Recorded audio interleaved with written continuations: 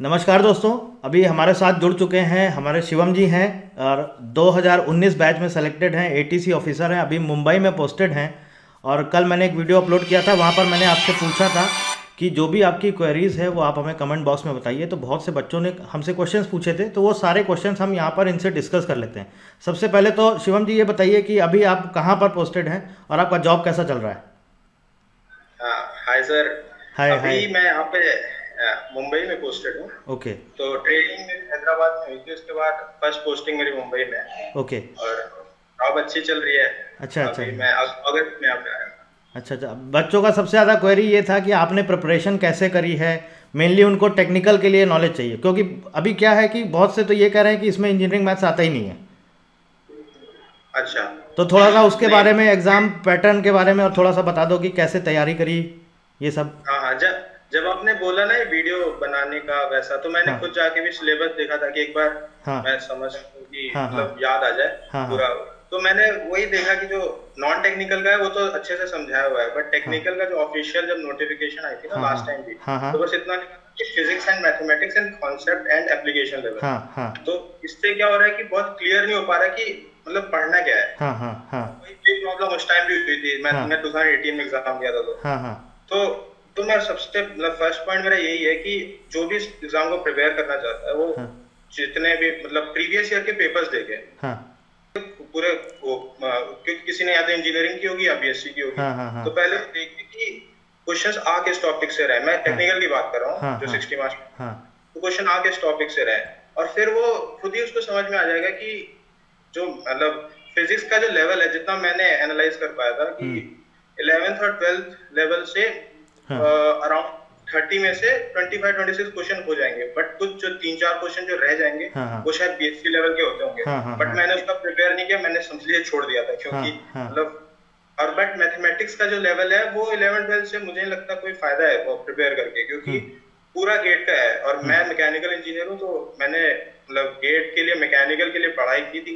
हाँ हाँ तो अभी अगर मैं गेट का मैकेनिकल का आप सिलेबस देखेंगे ना, तो हाँ फुल्ली वो पूरा कवर कर देगा आपका जो हाँ ईटीसी का जो हाँ सिलेबस है। हाँ हाँ हाँ जितने भी जो टॉपिक हाँ है, जैसे एक तो जो आपका पूरा मतलब जो लीनियर अलजेब्रा है ना, जैसे हाँ डिफरेंट वो जैकोबियंस हो गया, या हाँ फिर अपना मैट्रिक्स है, डिटर्मिनेंट्स है, हाँ कैलकुलस का पूरा पार्ट, हाँ सिंगल जो डिफरेंशिएशन हो गया, हाँ डबल इंटीग्रेशन हो हाँ गया। हाँ हाँ और डिफरेंशियल इक्वेशंस काफी इंपॉर्टेंट है, क्योंकि मैंने मतलब मेरे सेट में तो इससे 3-4 क्वेश्चन काफी आ गए थे। हाँ और कॉम्प्लेक्स वेरिएबल था।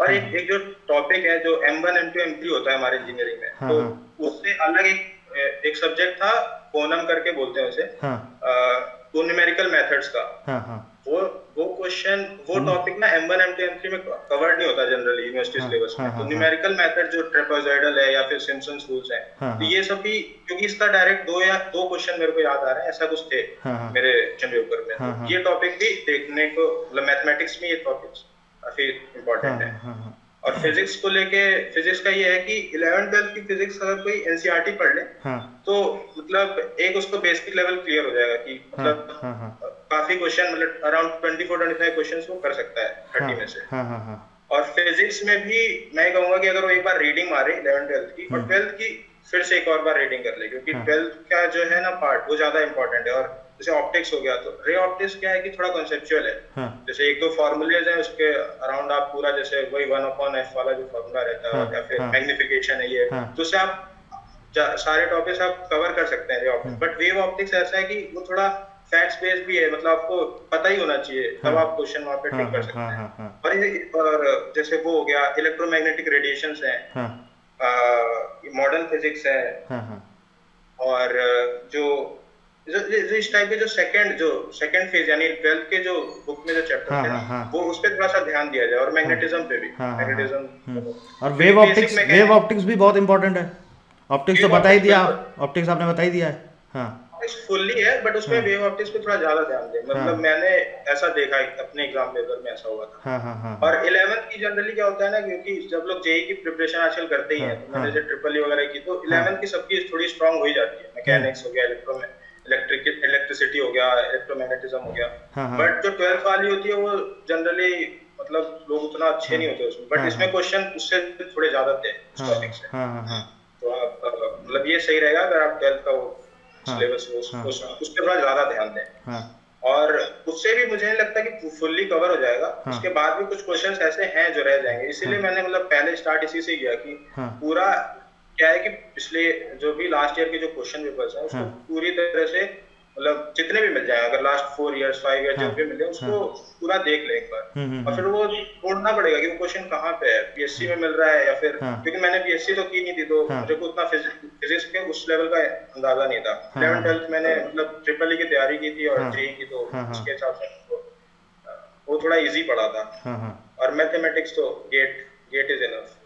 मैथमेटिक्स मतलब गेट का प्रीवियस ईयर पेपर तो जरूर लगाएं, वो तो कंपलसरी है। मतलब वो आप लगा लेंगे तो मतलब वो उसके बाद आपको पढ़ना है नहीं पढ़ना है, फिर आपको कितनी डेप्थ चाहिए प्रिपरेशन में उसके ऊपर है। बट प्रीवियस ईयर पेपर लगा के आप मतलब काफी अच्छा स्कोर कर सकते हैं इस एग्जाम में।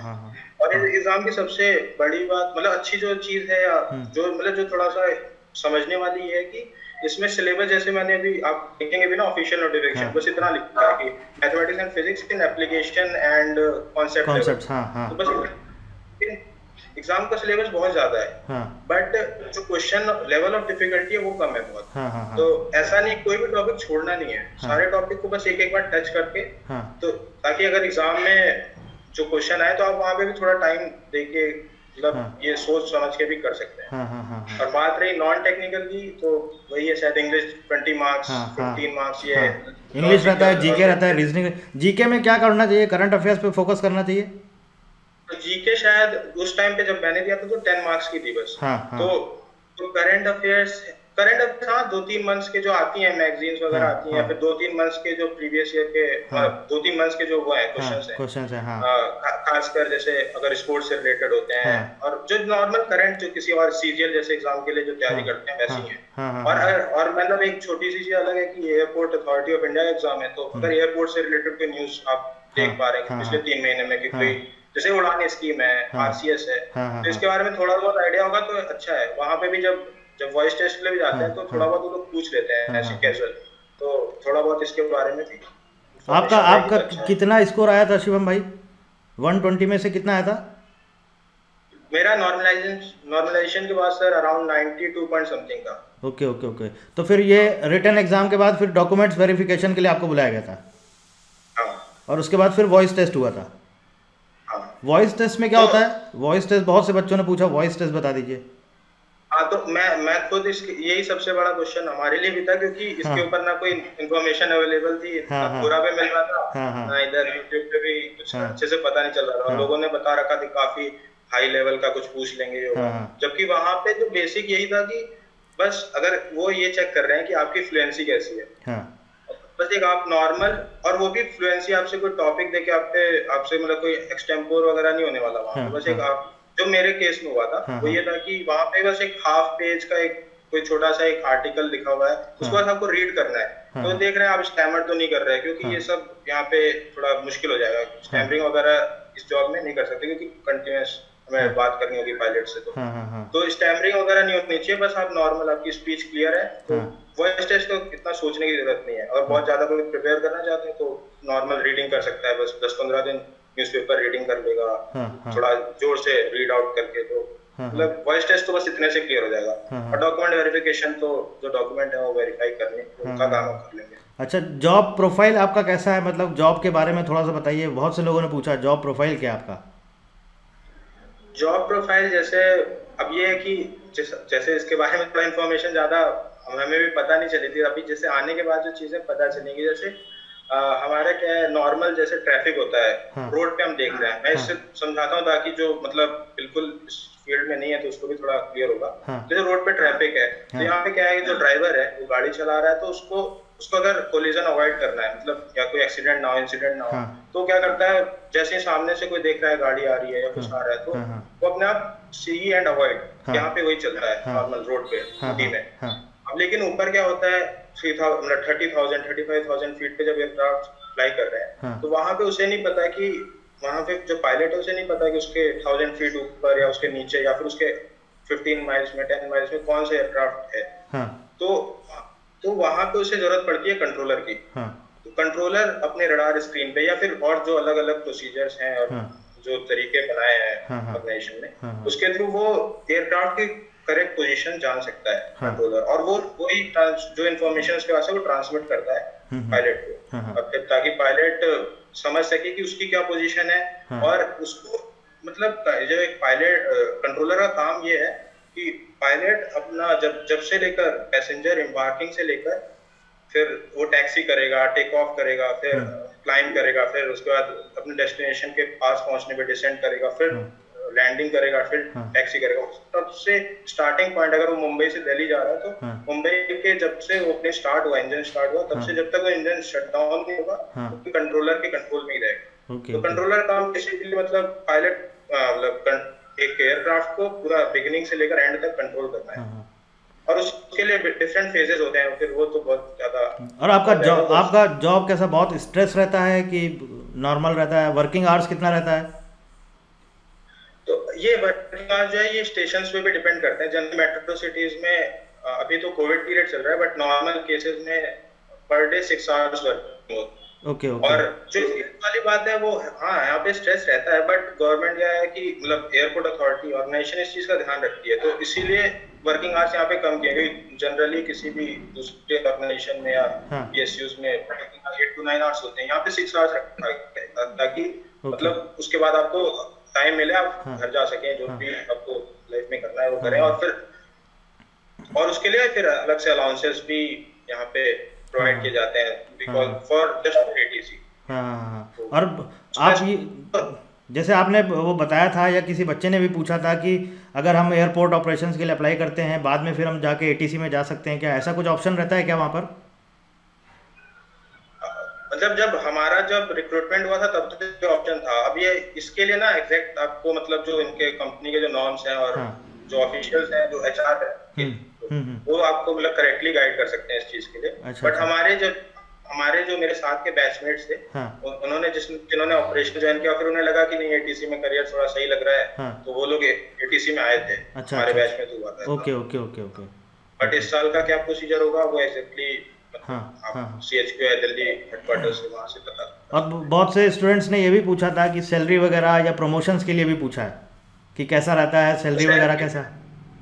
हाँ तो सैलरी का तो स्ट्रक्चर जब हमारा नोटिफिकेशन आया था तो 11 लाख हाँ सीटीसी हाँ था। इस हाँ बार शायद 12 बताया, हाँ 12 12 लाख लाख, क्योंकि डीए वगैरह बढ़ गया होगा।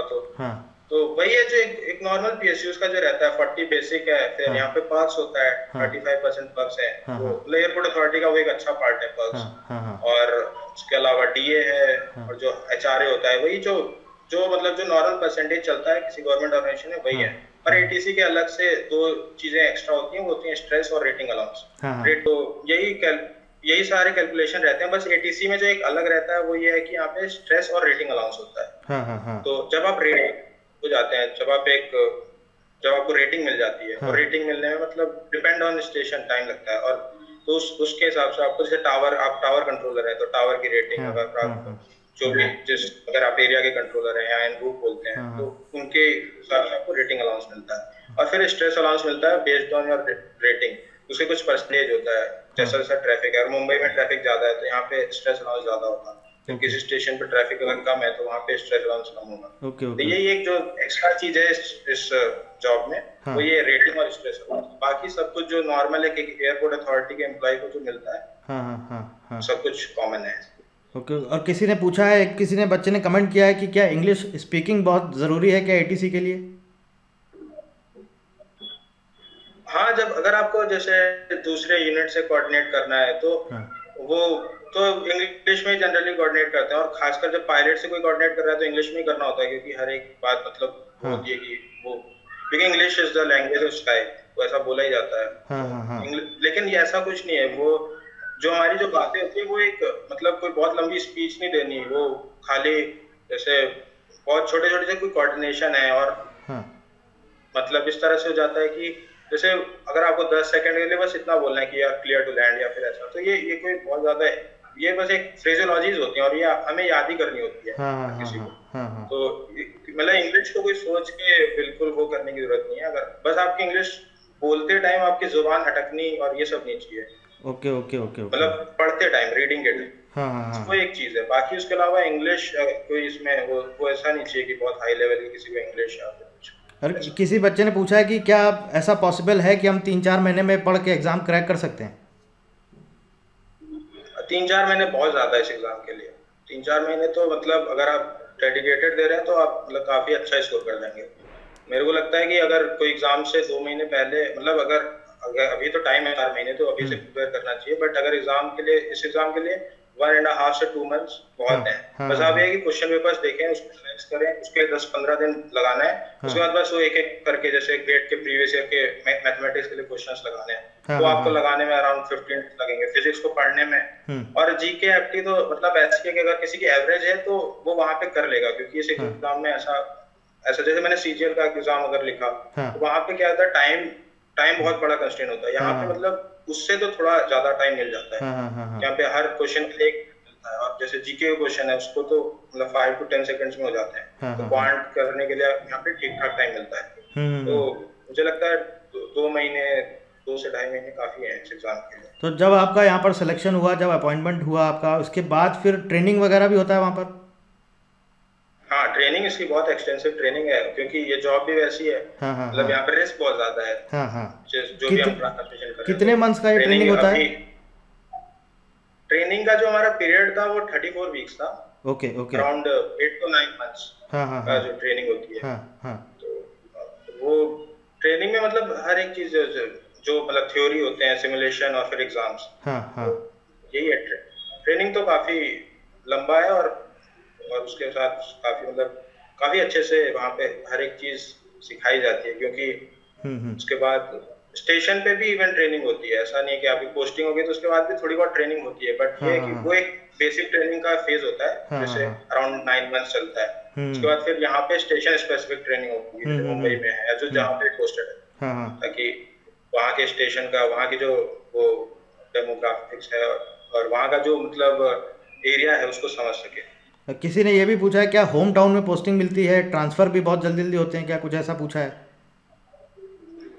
आप ये पोस्टिंग वगैरह तो सब कुछ हेडक्वार्टर्स डिसाइड करता है, तो मतलब जनरली मतलब आप इनिशियली इतना वो ऐसा कह नहीं सकते कि किसको किसी को कहाँ पोस्टिंग मिलेगी। हाँ हाँ वो रैंक पे होता है, और फिर जो वहाँ पे दिल्ली में जैसे जो मेरिट बनती है उसके हिसाब से पोस्टिंग होती है। हाँ हाँ हाँ तो अगर कोई लकी रहा तो उसको मिल सकती है होम टाउन, हाँ बट हाँ ऐसा कोई फिक्स नहीं है, इसमें हाँ कह नहीं हाँ सकते। हाँ हाँ हाँ हाँ।